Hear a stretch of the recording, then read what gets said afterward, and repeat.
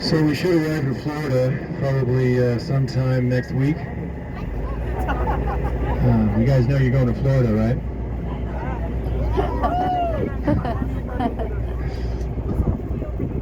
Getting away from the heat. It's been pretty warm here, but yeah, it hasn't gone over 80 degrees Fahrenheit or what's that, 30 degrees Celsius. But if you want a quick introduction to Arctic lakes, then when we get back, just jump in the water, and you'll forget all of the heat of Florida or the equator, and you'll be taken hundreds of thousands of years into the past, maybe more like 50,000 years into the past. You'll see this little cove is actually a natural cove. Is this too loud? Is it good enough? It's okay? Okay. So it's a natural cove. They call this Emerald Bay, this kind of zone here. There is another boat, kind of like this one, that didn't make it. It's beneath the surface. So hopefully this old girl will make it. If for some reason people if you guys start seeing water up to your feet, well, that's a bad sign. But all wooden boats do take on some kind of water. They actually do leak. But don't worry, we have oars stuck beneath the cabin, so if the engine should fail, we'll stick those oars out the sides, and everybody down below gets to row.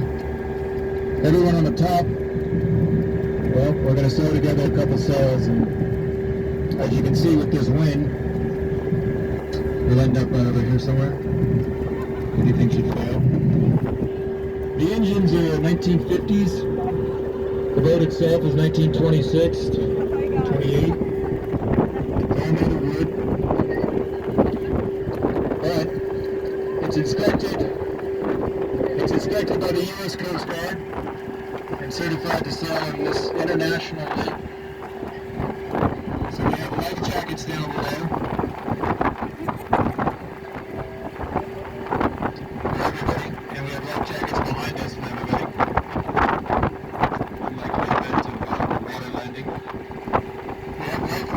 Sides, to the front, and the back. We have fire extinguishers. We have a firefighting system. Hoses up here. Water, pump. To fight fires. Well, this area is definitely an area that's been shaped by ice and fire. As you can see when you came in the entrance, the obvious signs of fire, recent fire. If anything should go wrong on this boat, we do have a second boat. Believe it or not, it's a self-inflating boat, an exact replica of this boat. It'll pop up with just add water and it floats up. I mean, it's all going to be kind of spongy. And the outfit doesn't have a motor. And we do have enough paddles for everybody, so we'll hand out the paddles when we get on board and carry on from there. So you might be wondering, why would the U.S. Coast Guard certify this boat? Well, that has to do with the history. Can you guys still hear me? Is this happening too? Can you hear me in the back? Yeah, okay. Yeah, going down below. Hopefully I'm not too loud. This wave is typical. And as you can see, it's a great spot for wing sailing. This is wing sailing over here. A very expensive way to fly, but a very fun way to fly.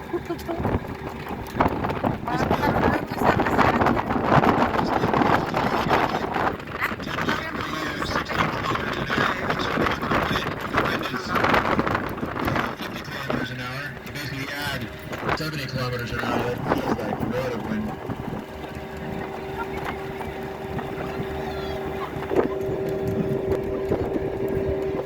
One of the reasons it's so windy here is these big peaks you're looking at.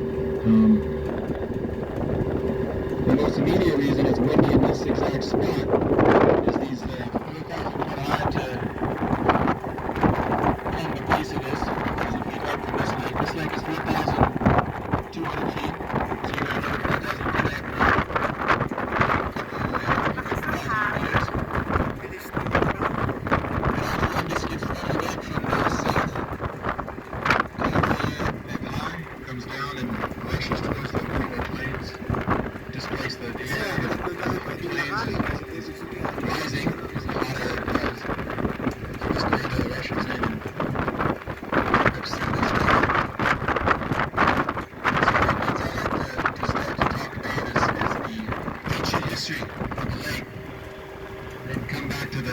inside and talk about the sort of ancient history of the boat.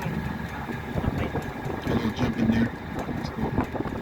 But if you look over to the left, you'll start to see some of the oldest rocks in North America and to some degree the world. Now this exact rock you're looking at is not Si Michael naman.